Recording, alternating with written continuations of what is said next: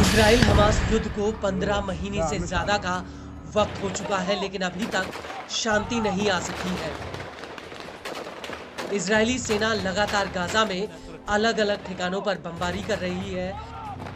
Hamas के दोनों chief कमांडरों के मारे जाने के बाद भी हमास के लड़ाकों ने अभी तक इजरायली सेना के आगे हार नहीं मानी है।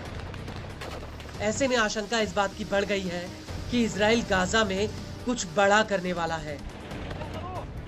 इस बीच हमास की सैन्य शाखा अल कासिम ब्रिगेड्स के प्रवक्ता अबू उबैदा ने कहा है कि उत्तरी गाजा में इजराइल के हमलों के बावजूद हमास के लड़ाके आईडीएफ को भारी चोट दे रहे हैं।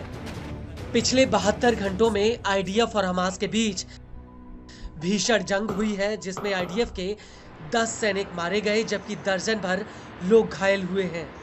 अल कासिम के प्रवक्ता ने कहा कि इजरायली सेना को नुकसान उससे कहीं ज्यादा हुआ है जितना वो स्वीकार करती है।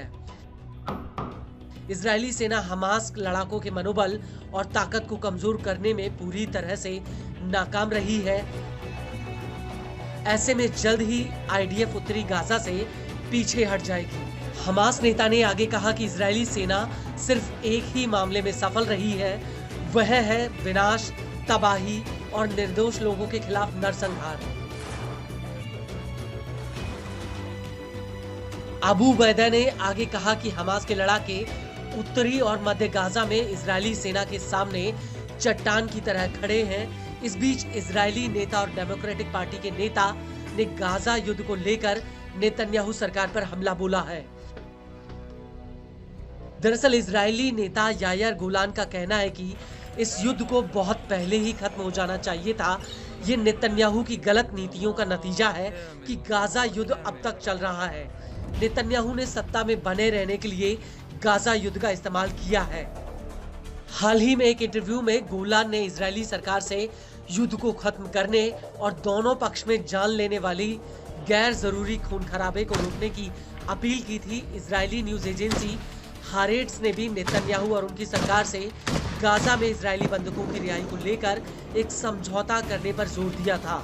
न्यूज एजेंसी का कहना है कि सरकार को गाजा में युद्ध रोकने, आगे के विनाश और इजरायली सैनिकों की बढ़ती मौतों को रोकने पर जोर देना चाहिए। आपको बता दें कि इजरायली मीडिया ने चेताया है कि यदि नेतन्याहू युद्ध को रोकने में नाकाम रहते हैं तो इजरायली सैनिकों और इजरायली बंधकों को गाजा में और ज्यादा जोखिम का सामना करना पड़ेगा। इसके अलावा इजरायली मीडिया ने गाजा में पूरी तरह से कब्जा किए बिना घुसने और बाहर निकलने की सेना की रणनीति को लेकर जमकर घेरा है। साथ ही दावा किया है कि हमास घातक जाल बिछाने के लिए आईडीएफ की इस रणनीति का फायदा उठाता है। गाजा में खासतौर से जवालिया, बेइत हनून और बेइत लहिया में आईडीएफ ने एक सैन्य अभियान के दौरान 46 सैनिकों और अधिकारियों की मौत को स्वीकार किया है। आपको बताते चले कि जहां एक ओर सीज फायर को लेकर बातचीत चल रही है, वहीं दूसरी तरफ इजरायली सेना का गाजा में भीषण हमला जारी है। बीते 24 घंटे में आईडीएफ के हमलों में करीब 50 फिलिस्तीनी मारे गए। खान यूनिस पर हुए ताजा हवाई हमले में 17 लोगों की मौत हो गई, जिनमें 8 बच्चे भी थे।